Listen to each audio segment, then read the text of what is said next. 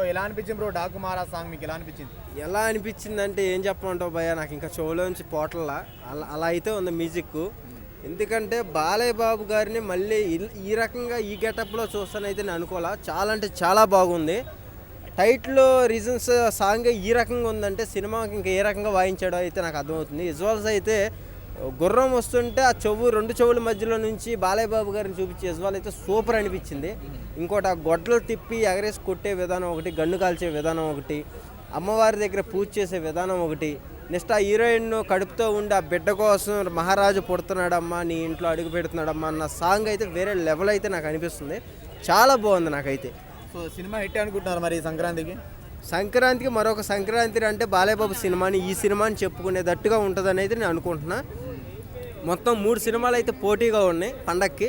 And Venkatesh గారు, రామ్ చరణ్ గారు, బాలయ్య బాబు గారు. సో బాలయ్య బాబు గారు, రామ్ చరణ్ గారి సినిమా 2 పోటీగా ఉంటాయి, 2 యాక్షన్కి సంబంధించినవి కాబట్టి. సో వెంకటేష్ గారు వస్తాయి కాబట్టి అది ఫ్యామిలీకి సంబంధించింది. అండ్ పల్లెటూరు గెటప్ కాబట్టి అవే వేరు. సో అది ఆల్రెడీ ఇట్టే కాబట్టి మనం మాట్లాడక్కర్లేదు. అది థ్యాంక్ యూ.